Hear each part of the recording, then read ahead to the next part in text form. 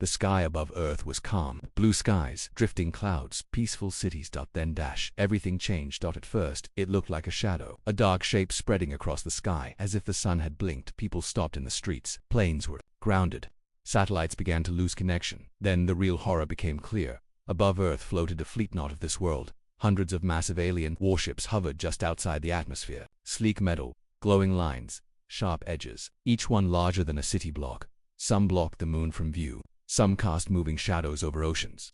The world stared upward in disbelief. Then came the message. Every screen lit up. Phones, TVs, computers, even old radios began to buzz with static. Then a single voice broke through. Deep, cold, inhuman, surrender your planet. Resistance will be crushed. It repeated in every language, every region. The voice came with no face, just a symbol, a silver claw wrapped around a burning planet. People of Earth panicked. Some screamed, some cried, some knelt in prayer. But in the war rooms of Earth, silence, deep underground, beneath the Rocky Mountains. Inside a hidden command center, the leaders of Earth watched the alien fleet on holographic displays. They showed every angle, every ship, every pattern, every movement. General Mason stood at the center of the room, a tall man with white hair, sharp eyes, and a calm voice. He looked at the hologram of the enemy fleet and said nothing for a long moment. Finally, he turned to his staff and gave a quiet order. Let them think we're weak. The room moved with precision. Quiet commands, silent nods. Across the Earth, nothing moved. No missiles fired. No warnings sent. It looked like surrender, but at WASN single quotes to Earth had been preparing, not for this enemy, but for any enemy for years. Humanity had quietly built secret weapons deep in orbit. Ships with stealth plating. Drones hidden in asteroid belts. Laser batteries buried in the moon. Silent, waiting as the alien ships hovered, charging weapons, preparing to fire. Earth had already begun its response. In the alien command ship, High Lord Verix watched the blue planet spin slowly beneath him. His armored hands rested behind his back as he studied the silence. No resistance, he said with satisfaction. His second-in-command, a smaller creature named Jertel, nodded. Their defense systems are inactive. No energy buildup, no space activity. They are primitives, Verix said coldly. They speak loudly across their broadcasts, but inside, they are nothing. He gave the order. Charge the disintegration. Beam, target their largest city. Jertel blinked. No message first, no negotiation. Verix's eyes narrowed. This is the message. The alien fleet shifted formation. Energy built around their largest weapon, an enormous cannon aimed at Earth's surface. Back on Earth, inside the deep command bunker, General Mason watched the readings there powering up their main gun, an officer said. Mason didn't blink. Perfect. He pressed a single button on the console. Operation Iron Sky, ACTI fitted hive above the alien fleet, hidden in the blackness of space. Terran satellites came alive. They had no heat signatures, no communication channels. They were designed to be invisible, but now they moved. 5 stealth drones flew silently toward the enemy's rear line. Each one carried a compressed rail payload, hypervelocity rounds built to pierce starship armor. And then, without warning, one of the alien battleships exploded. A blast tore through its engine core, slicing the ship in half. Fires erupted in space. Metal debris scattered like sparks on the alien command ship. Alarms began to scream. What? Jertel shouted. We are under attack from where? Verix demanded. The screens showed the burning remains of their battleship, but there were no signs of enemy ships. Then, across their communication network, a voice echoed. Not alien, not translated, human, clear. Cold, terrifying. You've made a mistake. The alien fleet panicked. Formations broke. Defensive screens rose. Scanners reached out wildly, searching for ships, for anything, but they found nothing. General Mason watched from Earth, a calm smile on his face.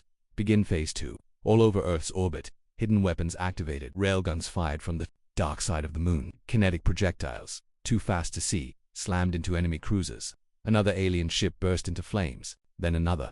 Some Terran drones self-destructed near the enemy command ship. CMP waves, frying alien sensors. The aliens were blind, and Earth was just getting started. In the command ship, Verix roared in rage. This is not possible. They have no fleet, no army. But the truth was clear now. This was never about strength and numbers. It was about preparation, about brutal efficiency. Earth had built its defenses in the dark. In silence, it had turned space into a trap, and the enemy walked straight into it. In cities across Earth, people watched the alien fleet begin to falter. Fires in the sky, trails of smoke, shattered ships breaking apart. Hope returned. People came out of hiding, some even cheered. But in the war room, General Mason stayed focused. This isn't over, he said. They'll regroup. We hit them hard, but not hard enough. His eyes narrowed as he watched the alien command ship retreat behind its escorts. Then he spoke into the comm. Send the next message.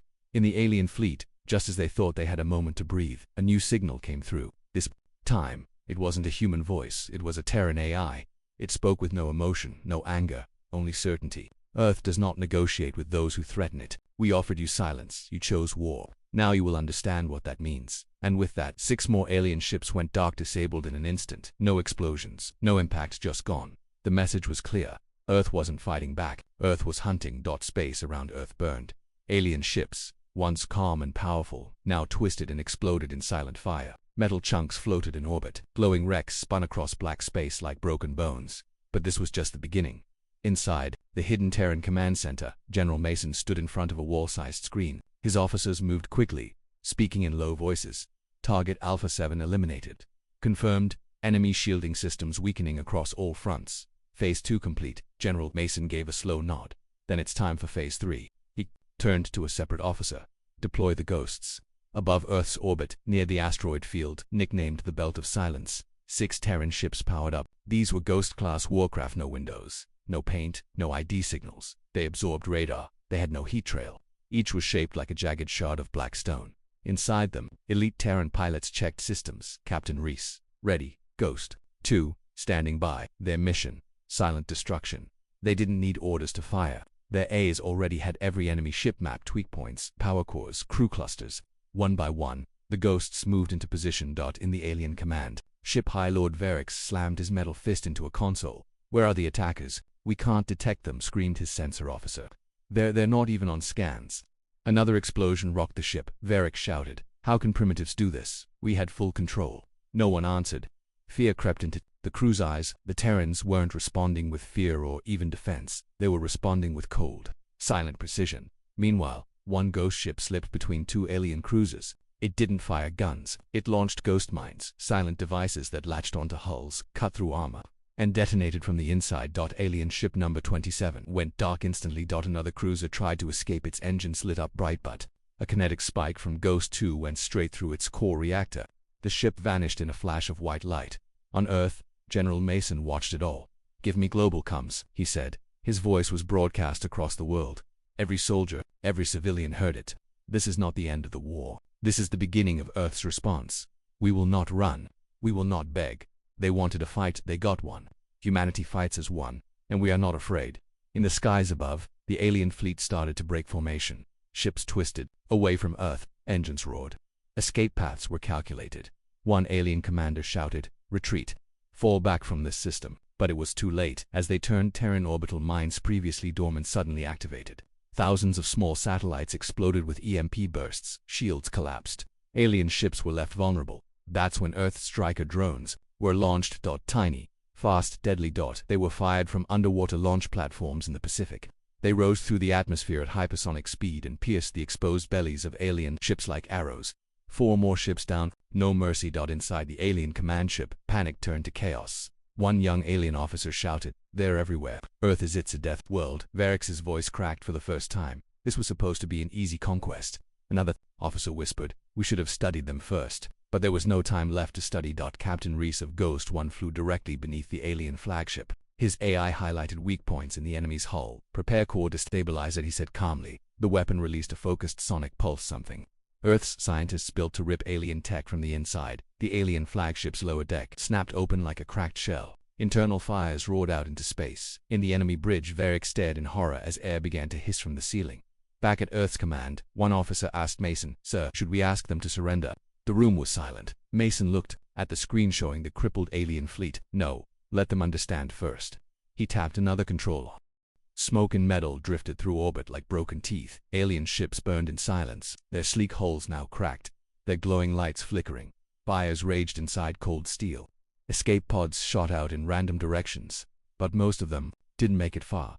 Earth's defenses were relentless. They had no face, no mercy, no delay. On the alien command ship, High Lord Verix coughed smoke as red lights flashed around him. The once proud flagship now had holes across its lower decks. Life support was failing. Power flickered. Report. Verix barked. His second-in-command Jertle wiped blood from his eye. 17 ships destroyed. 8 more damaged. Shields down. Weapons offline. Verix slammed a fist into the wall. We had the numbers. We had the advantage. But they had the trap, Jertle said quietly. We underestimated them. Verix growled. We still outnumber them. That was true. Technically, but numbers didn't matter now, not when your enemy was invisible. unshakable, and already inside your formation, far above the battle. Hidden behind Earth's moon, the Terran lunar defense array finally activated. It was a massive structure half buried in the cratered surface. For decades it had been disguised as mining equipment. Now it rotated for giant railgun arms pointed toward low orbit. Targeting data flowed in. Alien ships were marked and then fired. The first kinetic slug hit an enemy destroyer mid-spin. No explosion, just instant collapse. The ship's center was punched clean through, folding like paper around a bullet. The second shot hit an alien command ship's engines. The blast didn't destroy it but sent it spinning out of control, crashing into another cruiser. Chain reaction, more flames, more chaos. More chaos. In the Terran command center, General Mason folded his arms. "Moon guns are hot," said an officer. "Good," Mason replied. "Let them burn." A technician turned from her screen. "Sir, some of the alien ships are trying to form a defensive wall. They're calling for backup." Mason raised an eyebrow. "Are they now?" He stepped forward and tapped the screen patch into Mars. Millions of kilometers away, on the red surface of Mars, a hidden facility came online.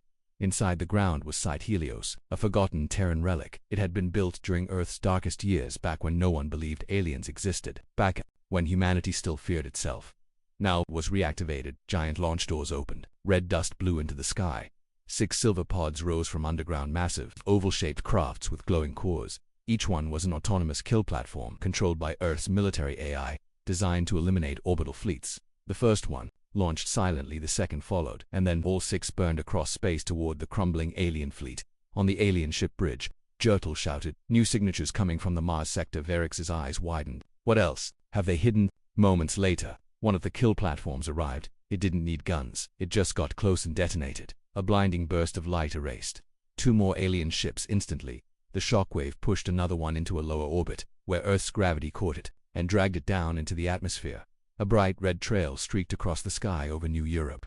People pointed up and watched as it burned like a shooting star of vengeance. Meanwhile, deep in orbit, Terran stealth drones were still hunting. Ghost 2 had locked onto its target, a wounded alien carrier limping away from the main battle. "Target is leaking plasma," said the pilot. "Still armed," the AI replied. "Minimal defense. Primary weapons inactive. Life signs 473. The pilot hesitated for half a second. Then, fire rail. Spike. A single high-speed dart shot through the ship's spine. No explosion. Just silence. The lights inside the alien carrier went out. Back at Earth Command, the tension was shifting. Officers who were once silent and tense now spoke with steel in their voices. Faces once full of fear now looked calm, focused. They were winning. General Mason watched the board. Dozens of red enemy icons had turned gray. Dead, destroyed, gone. He turned to his aide. "Status. Enemy fleet down by 70%, she replied. "Terran casualties, 0. Mason nodded slowly. "Keep it that way." Above Earth, the alien fleet scattered in panic. There was no order now, only chaos. Some tried to regroup, others fled, but one thing was clear. They had never faced a species like humanity. Not because of numbers, not because of technology, but because of how Earth fought. The Terrans didn't shout. They didn't scream. They didn't warn. They just acted. Fast, precise, brutal. In a broken alien frigate, an officer cried into his comms, "We misjudged them. Their world is a trap. Their people are shadows with weapons." Another voice replied, full of static, "Command never told us Earth was a death world.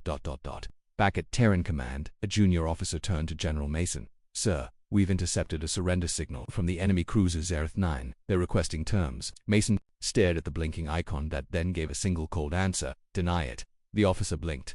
"Sir, let the others watch what happens to the first ones who threaten Earth."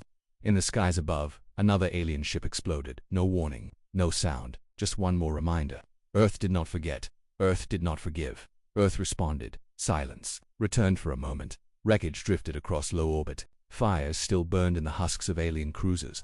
Frozen corpses floated beside twisted metal. Half of the enemy fleet was gone, but Earth's defenses weren't finished. They were just waiting for the next move inside the alien command ship. The situation was worse than anyone wanted to admit.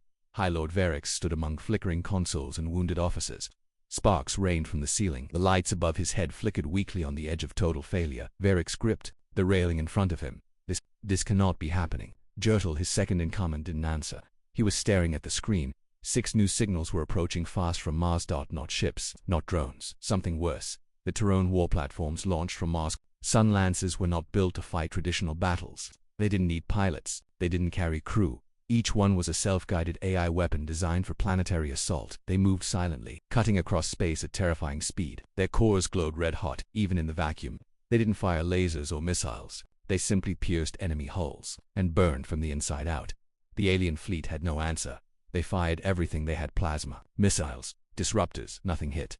The Sun Lancers moved too fast, too low, too unpredictably. One lance shot between two destroyers without firing a single shot, and both ships still exploded. Its radiation trail cooked every living thing inside them. Another lance slammed into the heart of a battlecruiser. The explosion didn't just break the ship, it melted its command center into molten glass.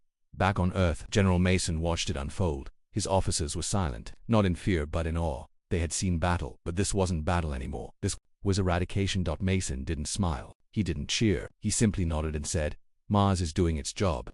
In the alien command ship, panic turned to disbelief. Shields are gone. Systems failing. Weapons offline. We can't stop them. Retreat. We need to leave this system. But even retreat was now a trap. Earth had planned for that. Far beyond the moon, near the edge of the solar system, Earth had built something in secret: the Black Wall, a fleet of stealth satellites. They didn't attack, they didn't glow, they didn't move. They blocked warp space. Any alien ship trying to escape through FTL drive would be torn apart by gravitational shear. Verix didn't know that yet. He turned to his crew. "Prepare jump coordinates. Get us out of here now."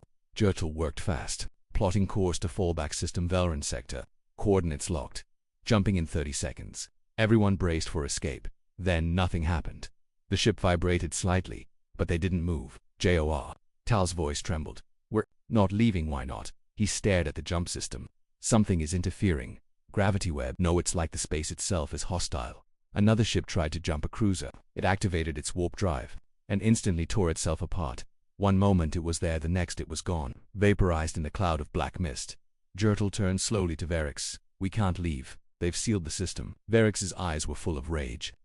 We're supposed to destroy them," Jertel whispered. "We walked into their war garden and woke up the monsters inside it." Meanwhile, back on Earth, another operation had begun. Not on the surface but far beneath it, in a facility under Antarctica, deep below the frozen ice. A massive circular chamber rumbled to life. Glowing lights pulsed across its walls. Dust fell from forgotten machines. This was Vault Ares, Earth's darkest secret. Inside rested a weapon never used before, a Terran-built ship. Not a cruiser, not a destroyer, but a mobile planetary deterrent. Codename Horizon Reaper. It had no crew, it had no flag. It was nuclear-powered, gravity-shielded, AI-piloted, covered in reflective armor and pulse disruptor plating. Its purpose: show the galaxy what happens when you bring war to Earth. As the Reaper rose from the Antarctic ice, the planet rumbled. Clouds split, winds howled. Cameras all over the world caught it on video, a massive black spike rising slowly from beneath, the snow then firing its engines and lifting into orbit. In the alien command ship, Verix turned pale. What is that?" "A new signal. One that didn't match any pattern, bigger than anything they'd faced so far." The Horizon Reaper came into view and locked its aim. No words, no signal, no warning, just red targeting lasers painting alien hulls. Earth didn't ask questions anymore. The Reaper fired its first weapon, a magnetic F. The alien fleet was broken. Their command ships drifted like burning corpses. Signals were silent. Power cores exploded one by one, their light fading into the black of space. But Earth was still not done. The Terrans didn't just fight to survive, they fought to end the threat. And now, it was time to finish what had started. Far beyond Earth's orbit, on the edge of the solar system, something massive began to move. Not a ship, not a station, but a weapon unlike anything the galaxy had ever seen. It was called Project Black Star, a human-built dreadnought, hidden for decades, buried in an asteroid field. It had no crew, only an AI mind called Gideon. It needed no supplies, no air, no comfort, only targets. General Mason stood inside the command room deep underground, watching as the asteroid cracked apart on the screen. A sleek, black hull emerged, a ship larger than any Terran craft ever revealed. Long, sharp, covered in armor that shimmered like liquid night. A low rumble echoed through Earth's defense systems as Black Star came online. "Status?" Mason asked. "AI Gideon online. Power cores at full charge. Weapons locked. Targets: remaining alien Vanguard ships still within range," an officer replied. "Last few are holding defensive formation." Mason narrowed his eyes. "They think they still have a chance." Black Star's engines glowed white-blue.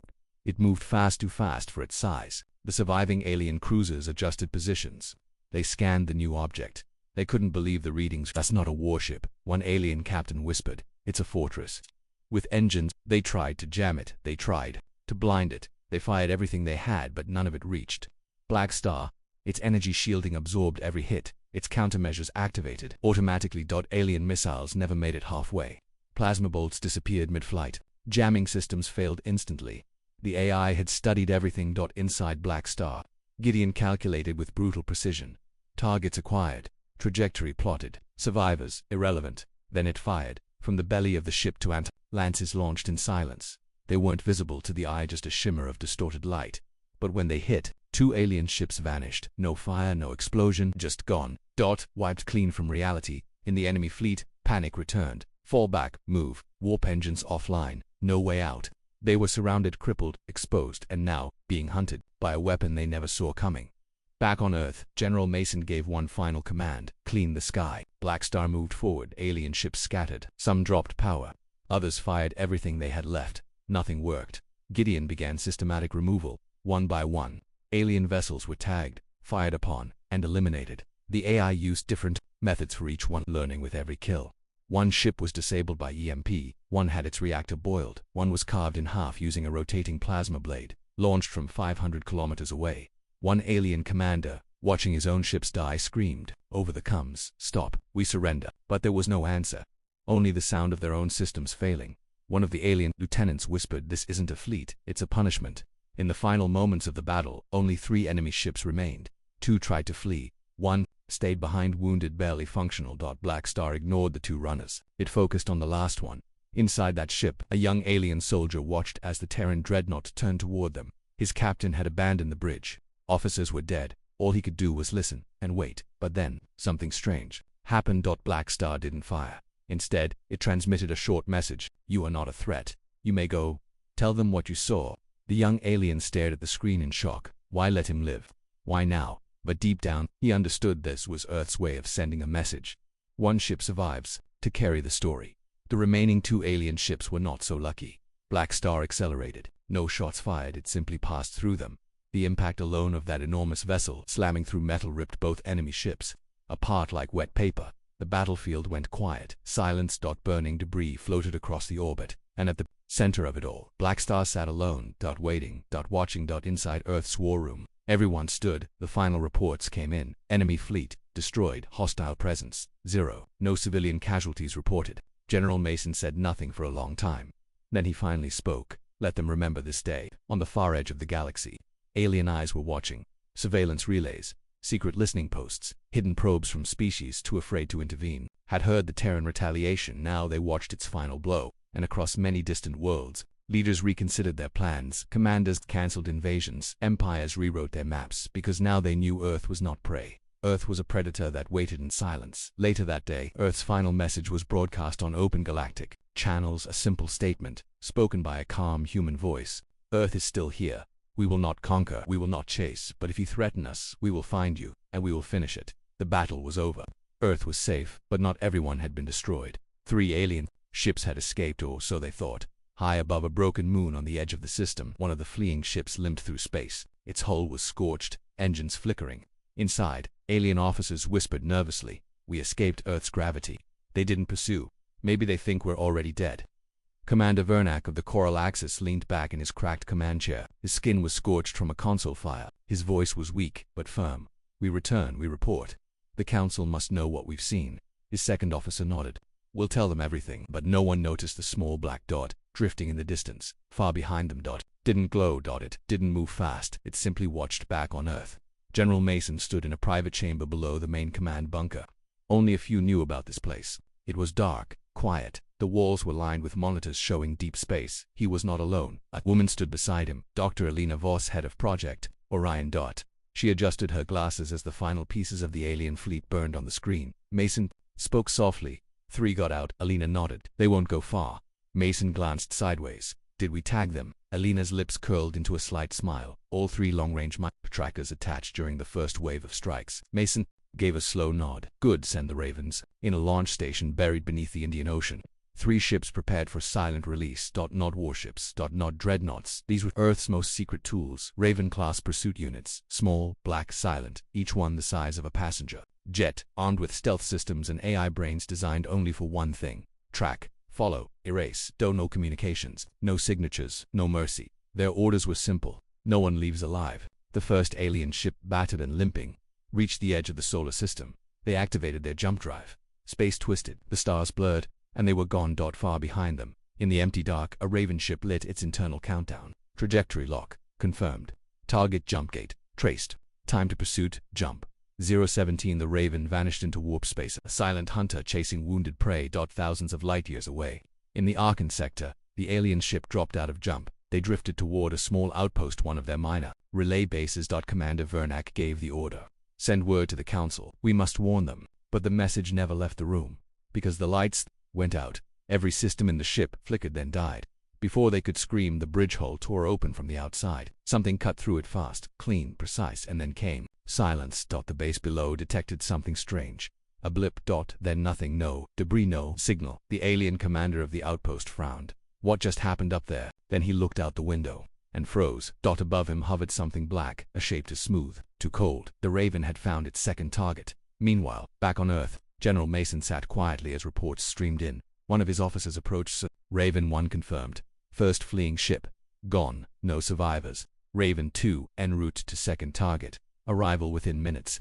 Mason didn't smile. He simply replied, this was never about letting them escape. It was about what they would say if they did.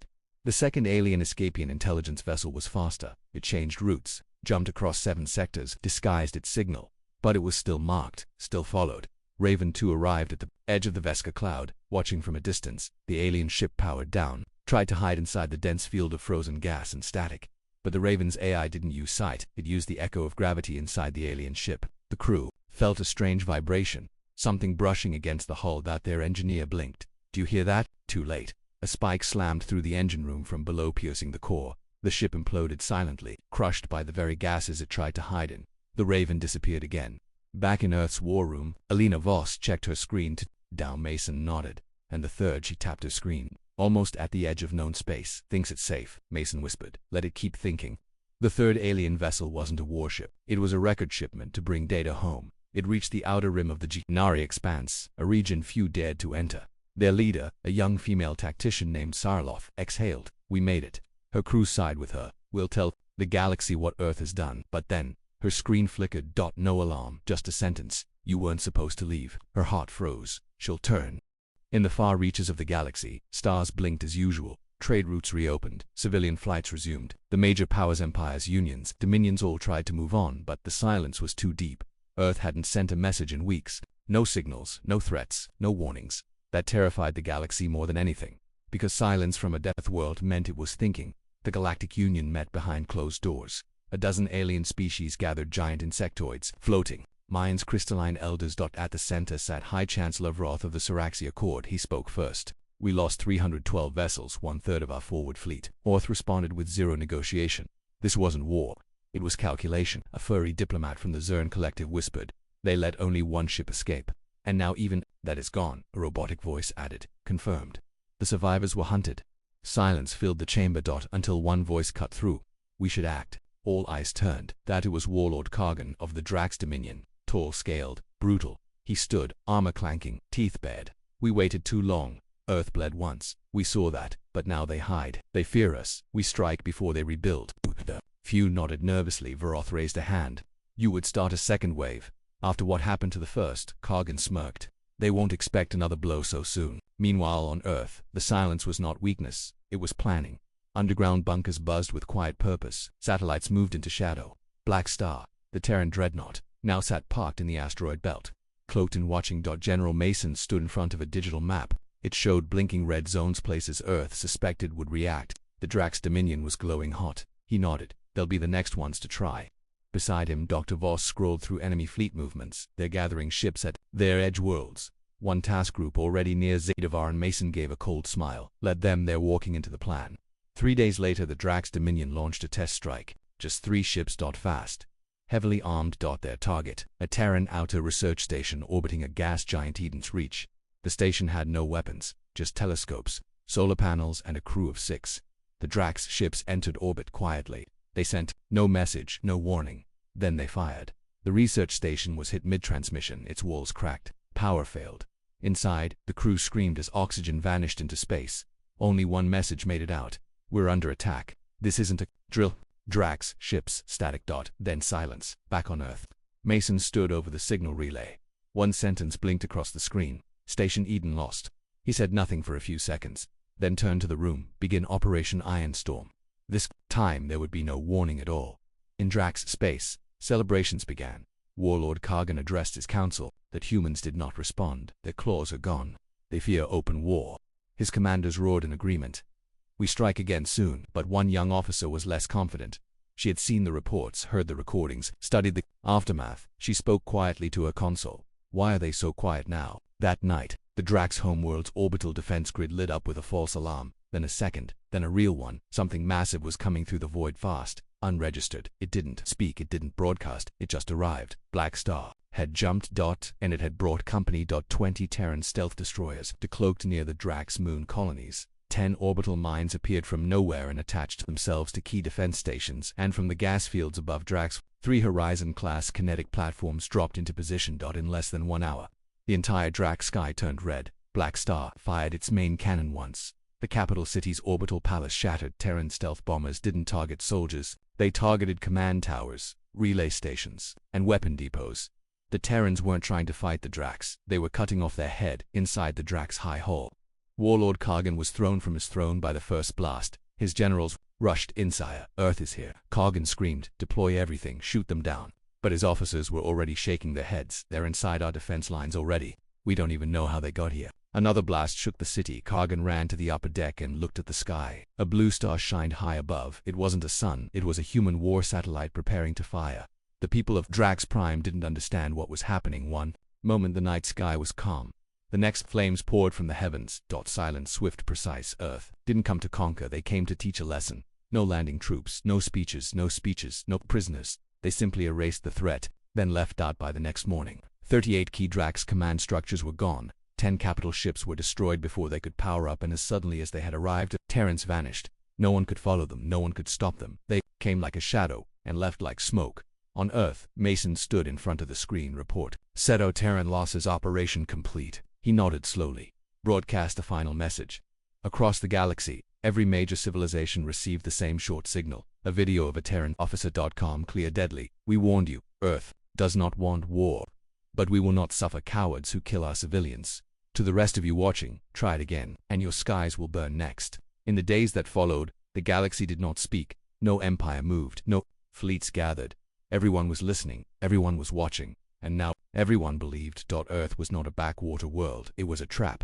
A place built to survive fire. A place that responded with ice. The galaxy changed after Earth responded. The stars were still the same, but the silence was deeper. Every signal, every fleet movement, every diplomatic word now carried one unspoken question. Will Earth notice? In the old days, humans were called many things. Primitive, isolated, fragile. But now they were known by one name across every galactic channel. The Deathwood. 3 weeks after the Drax Dominion fell silent, the Galactic Council met again. This time, in total secrecy. No press, no broadcast, no applause. Only fear and hard questions. To empires gone, said Chancellor Roth. In less than 1 Earth month, the insectoid leader of the Heth Confederacy buzzed nervously. No survivors, no retaliation. Earth did not occupy, did not steal. They just ended the fight. The crystalline elder from the Orion Synod finally whispered the words none wanted to say. Perhaps they are not conquerors. Perhaps they are the final line. In the Terran Command Center beneath Geneva, Earth was quiet. General Mason sat alone, staring at a screen showing real-time galactic news. There were no more threats, no fleet buildups, no aggressive moves.